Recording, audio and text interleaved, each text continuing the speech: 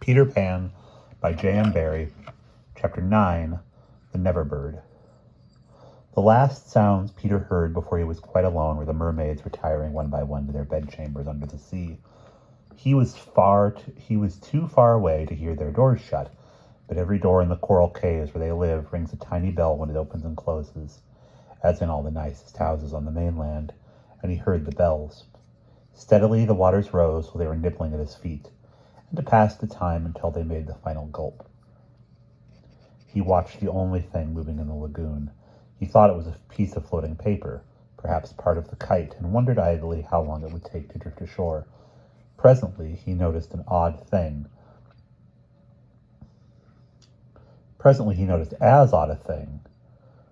that it was undoubtedly out upon the lagoon with some definite purpose, for it was fighting the tide and sometimes winning, and when it won, Peter, always sympathetic to the weaker side, could not help clapping. It was such a gallant piece of paper. It was not really a piece of paper. It was the Never Bird, making desperate efforts to reach Peter on her nest. By working her wings in a way she had learned since the nest fell in the water, she was able to some extent to guide her strange craft. But by the time Peter recognized her, she was very exhausted. She had come to save him, to give him her nest, though there were eggs in it. I rather wonder at the bird, for though he had been nice to her, he had also sometimes tormented her. I can suppose only that, like Mrs. Darling and the rest of them, she was melted because he had all his first teeth. She called out to him what she had come for, and he called out to her what she was doing there. But of course, neither of them understood the other's language. In fanciful stories, people can talk to birds freely, and I wish, for the moment, I could pretend that this was such a story, and say that Peter replied intelligently to the Never Bird. But truth is best, and I want to tell you only what really happened. Well, not only could they not understand each other, but they forgot their manners. I want you to get into the nest, the bird called, speaking as slowly and distinctly as possible.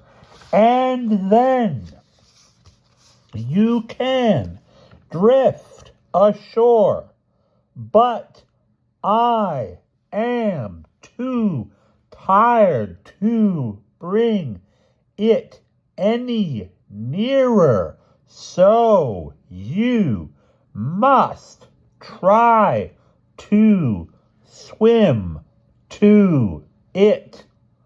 What are you quacking about? Peter answered. Why don't you let the nest drift as usual? I want you to, the bird said, and repeated it all over. Then Peter tried slow and distinct. What are you quacking about? And so on. The Never Bird became irritated. They have very short tempers. You dunderheaded little jay, she screamed. Why don't you do as I tell you? Peter felt that she was calling him names. At that adventure, he retorted haughtily, So are you! Then, rather curiously, they both snapped out the same remark. Shut up! Shut up! Nevertheless, the bird was determined to save him if she could, and by one last mighty effort she propelled the nest against the rock. Then, up she flew, deserting her eggs, so as to make her meaning clear. Then at last he understood and clutched the nest and waved his thanks to the bird as she fluttered overhead. It was not to receive his thanks, however, that she hung there in the sky. It was not even to watch him get into the nest. It was to see what he did with her eggs. There were 2 large white eggs, and Peter lifted them up and reflected. The bird covered her face with her wings, so as not to see the last of her eggs. But she could not help peeping between the feathers. I forget whether I have told you that there was a stave on the rock driven into it by some buccaneers of long ago to mark off the site of buried treasure. The children had discovered the glittering hoard, and when in a mischievous mood, used to fling showers of moidores, diamonds, pearls, and pieces of 8 to the gulls, who pounced upon them for food and then flew away, raging at the scurvy trick that had been played upon them. The stave was still there, and on it, Starkey had hung his hat, a deep tarpaulin, watertight, with a broad brim. Peter put the eggs into this hat and set it on the lagoon. It floated beautifully. The Never birds saw at once what he was up to and screamed her admiration at him, and alas, Peter crowed his agreement with her. Then he got into the nest, reared the stave in it as a mast, and hung up his shirt for a sail. At the same moment the bird fluttered down upon the hat and once more sat snugly on her eggs. She drifted in one direction and he was borne off in another, both cheering. Of course, when Peter landed, he beached his bark in a place where the bird would easily find it. But the hat was such a great success that she abandoned the nest. It drifted about till it went to pieces, and often Starkey came to the shore off the lagoon, and with many bitter feelings watched the bird sitting on his hat. As we shall not see her again, it may be worth mentioning here that all Never birds now build in that shape of nest, with a broad brim on which the youngsters take to airing.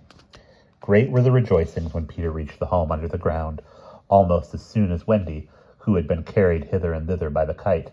Every boy had adventures to tell, but perhaps the biggest adventure at all was that they were several hours late for bed. This